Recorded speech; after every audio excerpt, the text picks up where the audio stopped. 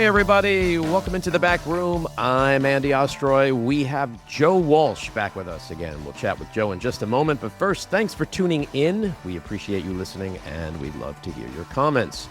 So email us at backroomandy@gmail.com and or post on our social media, and we'll read some feedback next time. And if you like the podcast, please rate and review and follow or subscribe, and you'll be notified every time we post a new episode. So Joe Walsh is a former Republican congressman from Illinois, elected to Congress in the Tea Party wave of 2010. Following his service in Congress, Joe became one of the most popular syndicated conservative talk radio hosts in the country. In August of 2019, he became a candidate for President of the United States, waging a Republican primary challenge against Donald Trump. He is the author of Fuck Silence, calling Trump out for the cultish, moronic, authoritarian con man he is. He's currently the director of The Social Contract and the host of The Social Contract with Joe Walsh podcast. He can also be seen regularly on CNN, MS Now, and News Nation. Joe, my friend, welcome back into the back room. Hey, Andy, I don't say this to everyone, but I love speaking with you. Thanks. Same here. Lots to talk about. So tonight, Donald Trump's State of the Union address. You've said you will not be watching. Why? And I got to tell you, I said on MSNBC, MS Now, Sunday night, they brought me on to talk about State of the Union. I said, I'm not going to watch. Why watch? And I could even tell, Andy, even on that network, they got a little bothered with me. I mean, look, to me, it's just simple. We've never been here before. Mm-hmm. A president of the United States who lies as he breathes. Mm-hmm. And it's so fucking wrong to normalize that. Yep. So I'm not going to sit there for 2 hours and be lied to for 2 hours. I and understand what I'm saying, my partner. I'm gonna read the analysis. I'll know everything he said. I'll read the transcript. I'll listen to all of the post-game analysis. So I'll know what he's saying. I don't think we should ever ignore Trump. We got to put a spotlight on his badness. But you can do that without listening to him lie for 2 hours. There's like no point to sit in front of that. No. And in fact, yesterday, I was listening to Senator Blumenthal. And this is what drives me crazy about my party. And I know you know what I'm going to say. He's like, I'm going to go. And I think it's important because I want to stare at him. I want him to, and I'm like, well, you think Donald Trump gives a flying fuck if you're staring at him? Do you think he cares if, like, we're calling out the lies? I mean, sitting, Hakeem Jeffries said go and sit in silent defiance. Like, do you think Donald Trump gives a shit about any of that? You know him as well as I do and other people do in terms of what makes this sociopath tick. Nothing could get under his skin more than an empty room or a half-empty room, right? So you and I have talked about this a lot. My new political party, I've been a Democrat for 9 months. Mm-hmm. Man, it's still, right now, to this day, Andy, most of Democrat elected officials and party leaders just don't fucking recognize this moment, are not willing to meet this moment. This is not normal. You and I, by the way, everybody thinks we're best pals. We are best pals. We disagree on a lot of issues. Mm-hmm. I would sit in front of Obama's State of the Union, Biden's State of the Union, George W. Bush, Ronald Reagan, you name it. Absolutely. This isn't that. This is not normal. It's bad. It's un-American.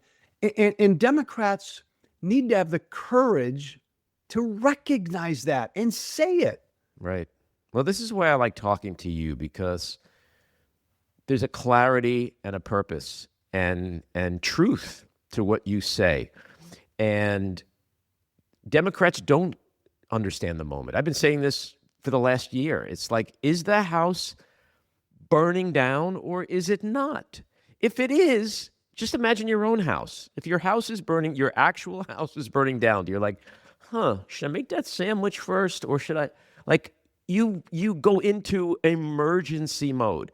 I don't think much of my party is in emergency mode. So for a senator like Blumenthal, and there are others, I'm not singling him out per se, but to sit there and go like, I'm going to go and not say anything. The same way I never applauded for George Bush's accomplishment. Like, what's going to be different? That's what I was thinking. Like, what are you going to do differently tonight, given what you're saying, which is the house is burning down? Go into a different mode. Okay, so I want to ask you about what you're doing tonight. By the way, let me just kudos to you. I didn't answer your specific question. You're right. If I were a Democratic member of the House or the Senate right now, no fucking way am I going. You are right. Nothing would bug him more than a half-empty chamber. Right, right. I mean, Donald Trump is not too difficult to figure out. I just spent a week with my grandchildren. Woohoo! They're 7, 5, and 3.5. He is easier to figure out than they are. Okay. But they're very similar. They're very similar, Joe, because if you push the buttons of a 3.5-year-old, they're going to have a tantrum. Okay.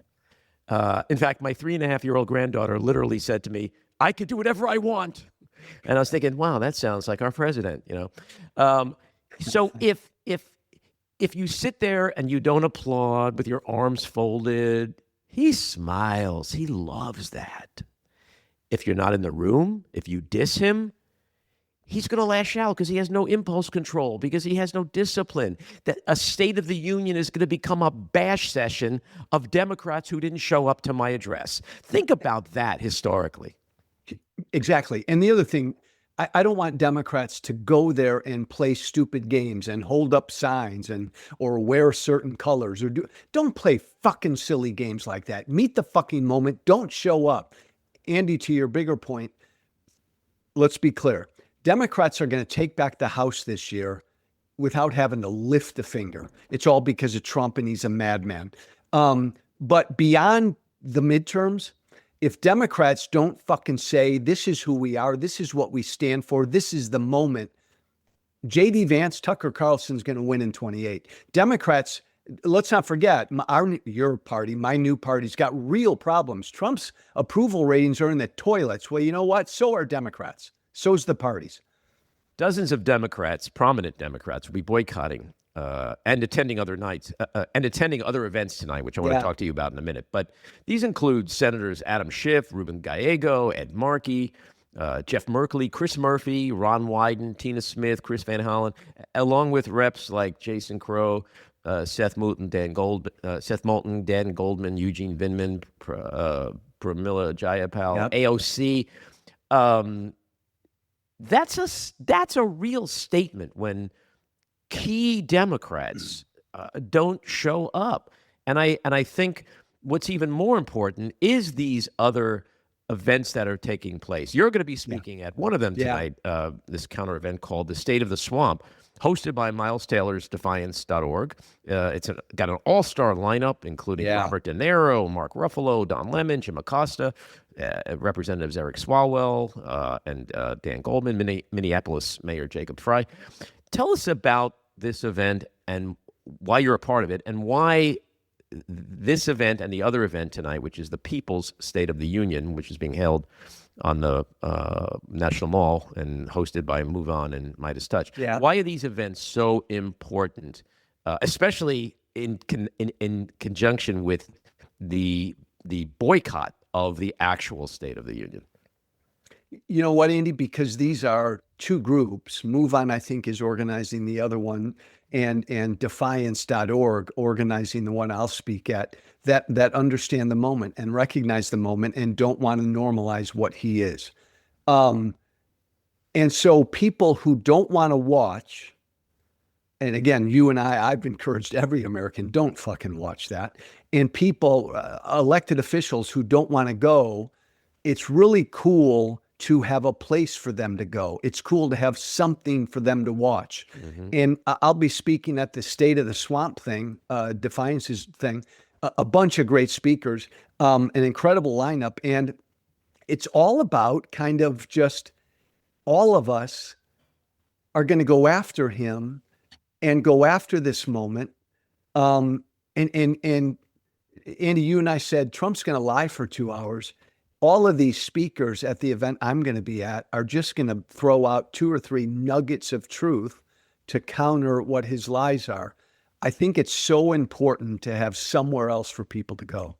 Yeah, and it is a historic moment. I mean, you said this earlier, and I think that is the key. It's, we have learned from history that resistance movements can be really successful if they reach a critical mass. I think it's like 3.5% of the population or something like that. So what's happening tonight, to me, is a meaningful reaction, a meaningful... It's a protest. It's a boycott. Right. It's a protest. Yes. I think all Democrats should not attend. I think... Agreed. I think that would be the biggest statement Democrats can make to the American people, that something is just terribly wrong right now. That's, Andy, by the way, what you said there is so important. To continually say that this isn't normal, this is unprecedented, this isn't good. The house is burning down. We've got to continue to say that. And again, I'll say my new party sucks in a lot of ways because they're not meeting the moment. But Andy, everybody who's been going to the polls, voting in all these special elections, and they're going to come out in November, assuming we have free and fair elections, they're going to come out no matter what.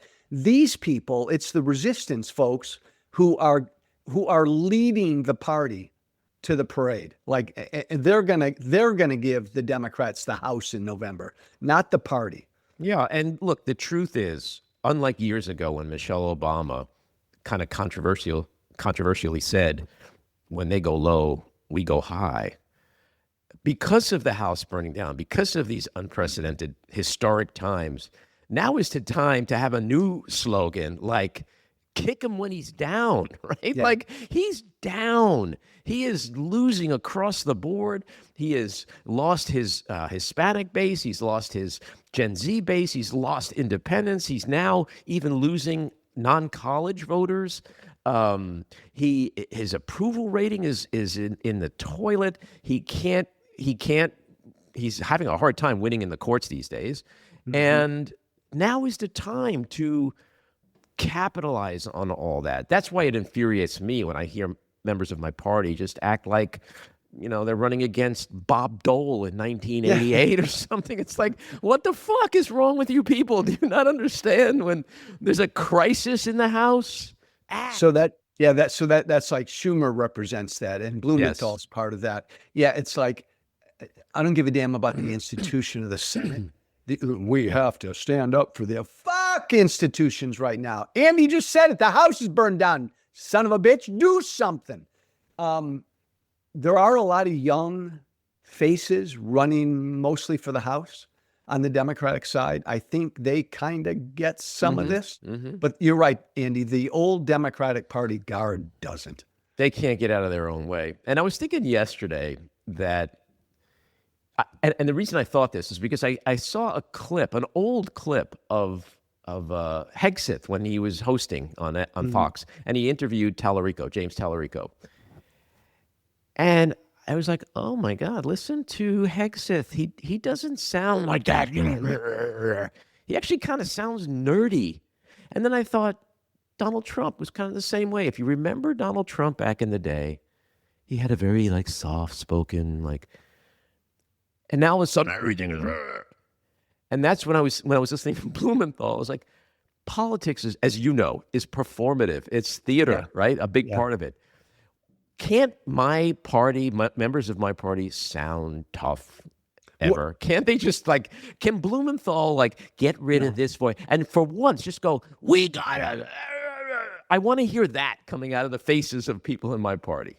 Andy, that's such a great point. So I do a lot of speaking to young men in this country, and a lot of young men believe Trump's bullshit and believe he's a tough son of a bitch and he's a real man. Mm-hmm. All bullshit. But they also believe Democrats are soft, weak pussies. Yes. And it's a real problem. Andy, I want a nominee for president in 28 who talks like you and I do.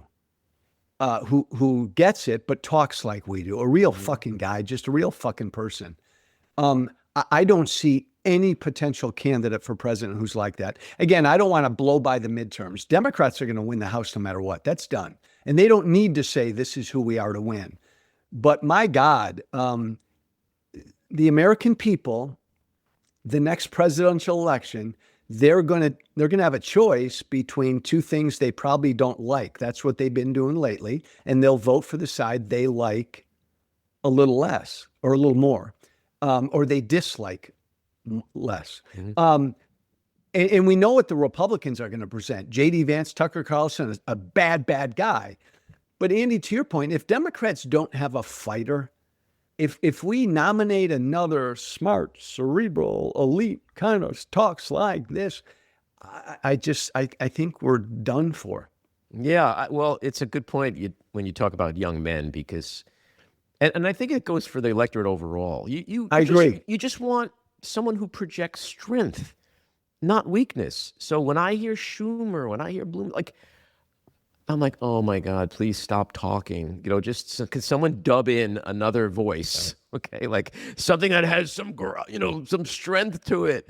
And but I want to ask you about the midterms, because I agree with you, but how concerned are you about all this shit he's trying to pull, and the party is trying to pull for disenfranchising voters, taking away mail-in balloting, like all these things that, the nationalizing elections, which I happen to think is just bullshit, like distraction rhetoric, but they're trying really hard. He's done this before. Whenever, again, Trump is not complicated. When he thinks he's going to lose, that's when you hear the same stuff over and over again. Rigged election. He doesn't say rigged election. It's going to be rigged if he thinks he's going to win, right? If he thinks Republicans are going to win.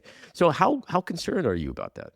Oh, hugely. And this is another example of Democrats not meeting the moment. So just look at it this way, Andy. This guy committed crimes trying to overthrow an American presidential election. You're telling me he's not going to fuck with the midterms? They have an elaborate plan. They began implementing it last year. It is a very detailed plan of how Trump will mess with the midterms, try to cancel the midterms, and never accept the results of the midterms. And I will talk this way when I go on TV and elsewhere. And I'll get a lot of Democrats who will say, oh, Joe, that could be kind of crazy talk. Come on, man. Focus on getting people out to vote. No, Andy, I have huge concerns that our midterms are in real trouble. Do you have a concern that some people have that he's going to just send the military to surround, or ICE to surround voting centers and literally use our troops to do something like that? Completely. And that's why he began that aspect of the plan. He began testing that last year. Here's the deal. Trump, more than anything, wants chaos and violence on our streets. Think about that. A president of the United States, and he wants that. Donald Trump, Andy, I'll say it. I used to say he didn't care that Alex Preddy and Renee Good were killed. I think he wanted that to happen because he wants that to set something off. Trump would love for some crazy bad person to take a shot at an ICE agent. That's what Trump's praying for, because that will incite humongous violence on our streets. And that goes to what you say, because his end game is to put the military on our streets. He will do it in blue cities and blue states. He's going to try to cause chaos. Insurrection Act, call off the midterms, but if not, cause enough chaos in Democratic states and cities, and intimidate people from voting with his military presence. Are you saying that the United States president would incite violence and then stand by a television for hours watching it and not do anything about it except maybe send in the troops to stop an election? You think Trump would do that? Andy, think about what you just said. And I know I know you're being sarcastic, and I love it.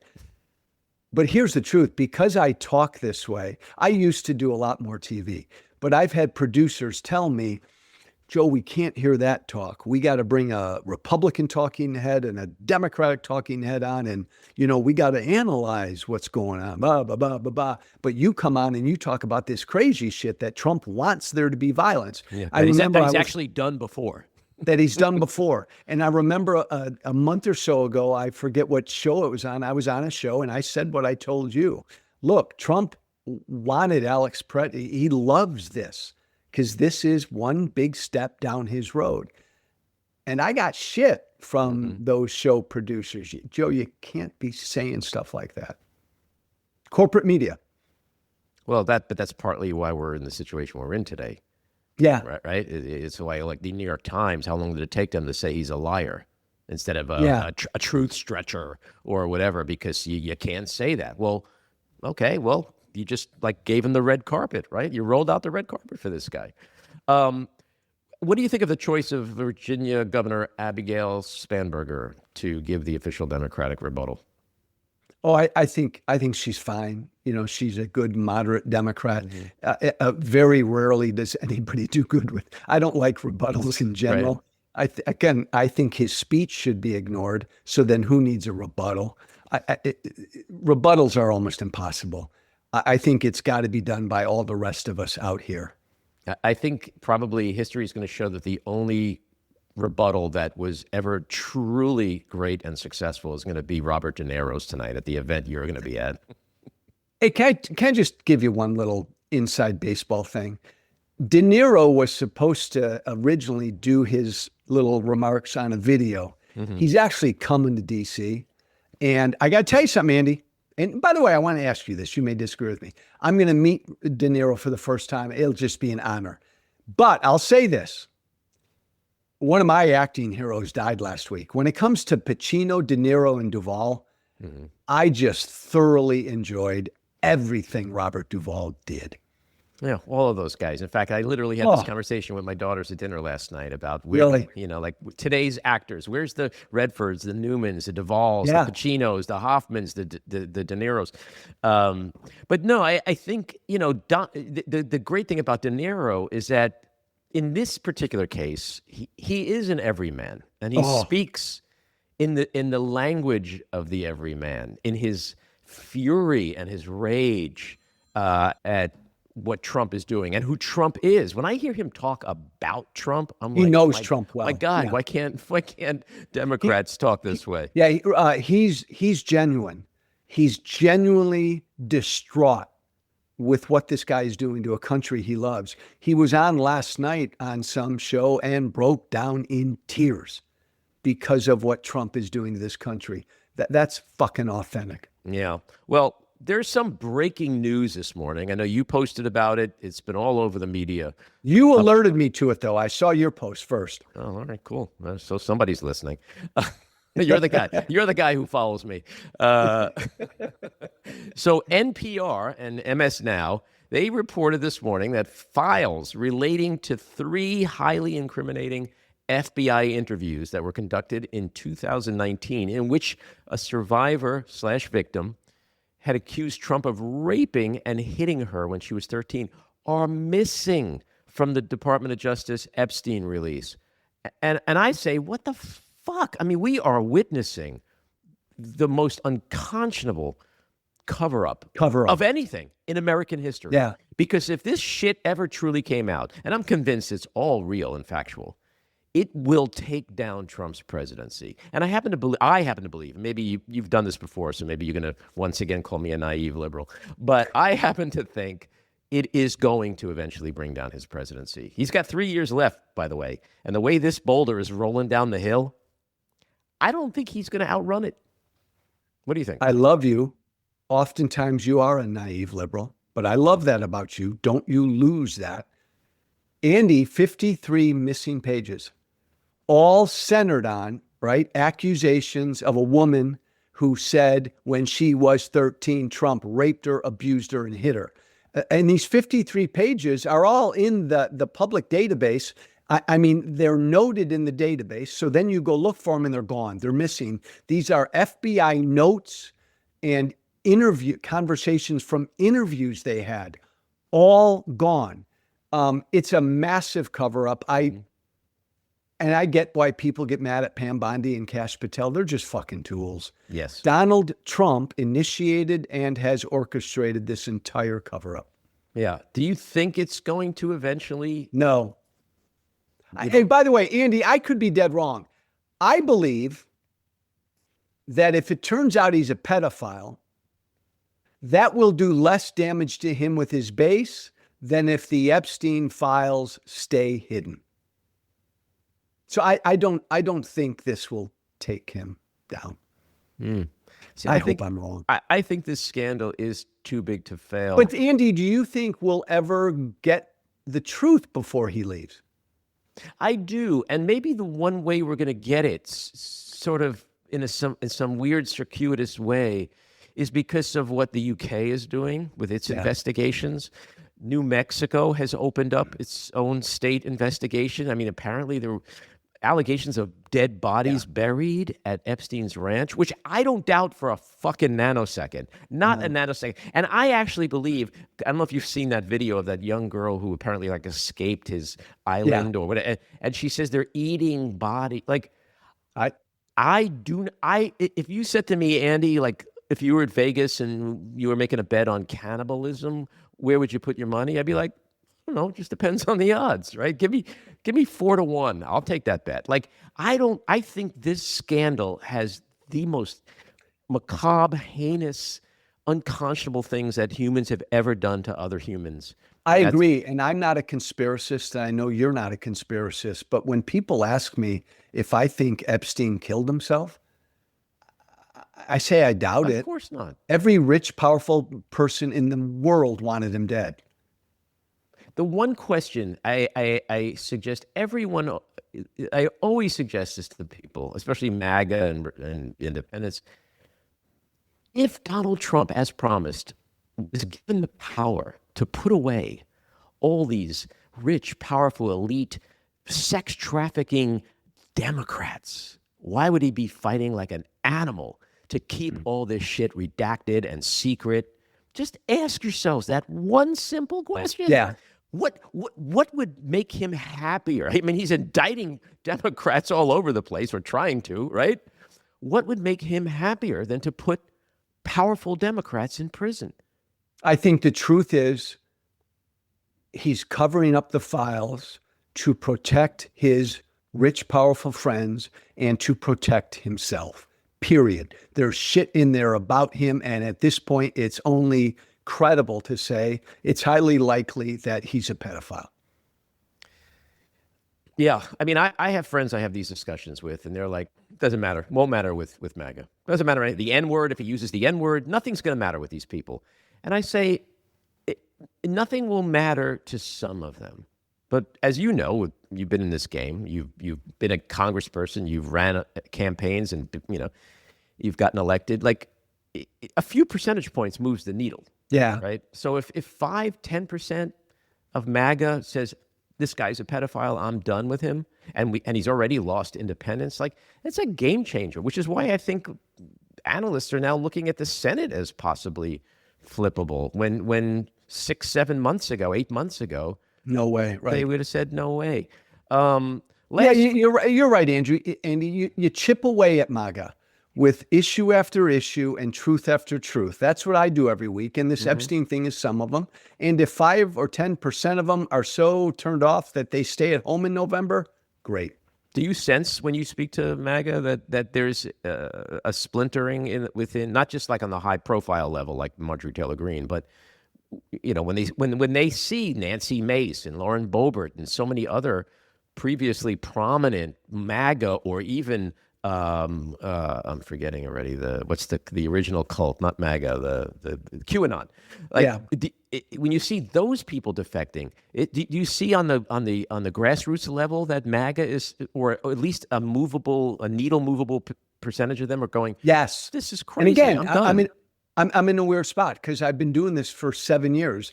I literally engage with hundreds of them a day, and I've been doing it for 7-8 years.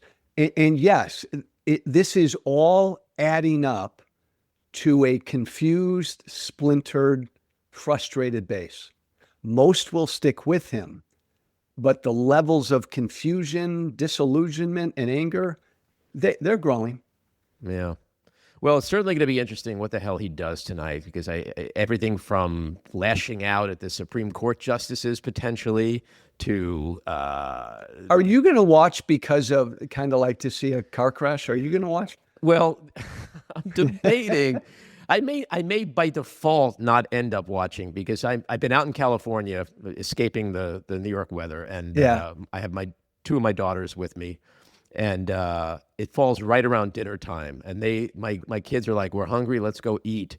And so I don't think I'm going to be able to sit in front of a television. But when I saw your post, and I've been listening to others, I said to myself, I think maybe for the first time in my life, I'm not going to watch.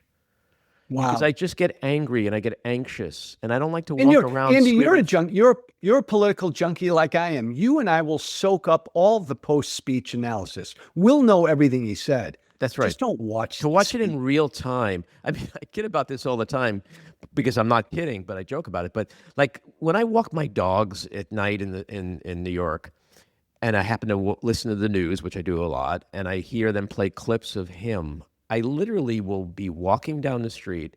Like if you're walking towards me, you see this guy with gray hair, with earplugs, with dogs, just screaming out loud, "Fuck you!" And they have no idea what I'm listening to, but like I'm hearing Trump, and I'm like, you know what? I somehow got to get off the pipe. So tonight, I think I'm getting off the pipe. Hey, I'll summarize it like this: he is everything our founders feared. Don't normalize him. We cannot normalize him. Yeah, they feared, but as we know, they didn't really do a terrific job of. We may need to do more work to make sure this doesn't happen again. All right, Joe. Always a pleasure. Thank you, Andy. Take care. This episode was produced and edited by me, Andy Ostroy. It was co-produced by Maddie Rosenberg and Jen Hammoud for Radio Free Rhinecliff, with additional editing by Maddie Rosenberg, music by Andrew Hollander, and graphic design by Cricket Langale. And with a special thanks to our sponsor, The Epicurean. Again, thanks for listening. Please rate and review wherever you get your podcasts, and subscribe to the Backroom with Andy Ostroy YouTube channel, where you can watch full videos of our interviews. See you next time.